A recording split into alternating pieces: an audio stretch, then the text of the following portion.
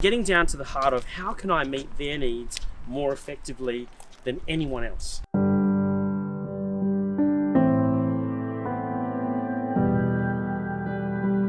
Thank you for subscribing to the Martin Haese Report. Well, today we're talking to Joel Abraham, who was the co-CEO of the Australian Institute of Business. Joel has a great story about disruption and a great business story to tell and to share with you. Hope you enjoyed the learning. So is disruption a threat or is it an opportunity for those in business? It really depends on which side of the fence you're on, right? If you are an incumbent in a industry that has been protected for a long time through regulation or through size, but you're not most effectively meeting the needs of your customer, then disruption can absolutely be a threat. If you are small and agile and you feel you have a proposition which more effectively meets the needs of your customers, and you deploy via technology with appropriate funding, you can absolutely see it as an opportunity. So Joel, with so much change and much of that change happening as a consequence of disruption in markets, what advice would you share with entrepreneurs and business owners? So I think the first thing that you've got to do is have a look at, as I said, which side of the fence you're sitting on. Are you an incumbent and you're at risk of being disrupted? Your industry is at risk of being disrupted, and as such your business is at risk of being obliterated? Or are you a potential competitor that could enter? So once you know that, which should be pretty clear, I think you've got to be, particularly if you've worked out that you're in an industry or you're in a business that has the risk of being disrupted, I think you've got to be really honest with yourself about what the options are that exist.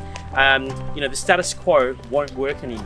Being stubborn and not, opening your eyes to the reality is going to get you in a lot of trouble. If you look at the taxi industry, the amount of people that I know, even up until a couple of years ago, that didn't believe that Uber would be an ongoing threat, that they would be kicked out by the government and continue to buy plates in places like Sydney to the tune of, $400,000 or $500,000 a pop, are now crying because they've copped some serious losses. So I think you've got to be really honest about where you are, and I think you've got to be open to change, because the market is, the consumer is. And I think the most important thing, and it's a comment that I've sort of touched on a little bit so far, is the need to understand your customer intimately. And that is their needs, their wants, their desires, their options, and getting down to the heart of how can I meet their needs more effectively than anyone else. Does that make disruption just the new norm? Is this just what happens out there now? I think that change is inevitable.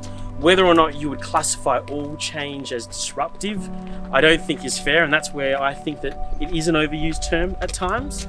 I think that there are some organisations and some businesses that I've come across recently that you would go, geez, that's pretty manual and that's pretty simple, and there should be something that should change that. But at the end of the day, it's the customer that demands that change, because they're the ones that have to pay for it. If they're actually happy with the service, the offering, the proposition that they've been served, then there is no need for change. And it will happen in some industries, but not in others. So Joel, what I'm hearing is your experience with the Australian Institute of Business, AIB, and the education market. Does this mean that the education market has been disrupted to some degree? I would say so, yeah. If you look at, the surge in enrolments with private providers, if you look at most of the universities now moving and having a strong focus on online learning, very much so. AIB is still the largest MBA school in the country. And we have well and truly disrupted the MBA space, particularly for mature age working adults here in Australia. Joel, what does the next chapter of the Joel Abraham story look like? For me, well, after leaving AIB after more than a decade and building it with my team and family to becoming the largest MBA school in Australia, which we're very proud of, after some time off, my focus now is really helping other SMEs grow.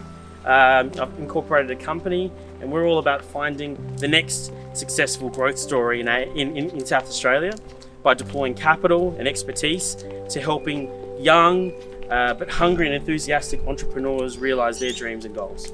Well, Joel, thank you very much for sharing your insight, your experience, your journey with those that have been reading the Martin Haese report.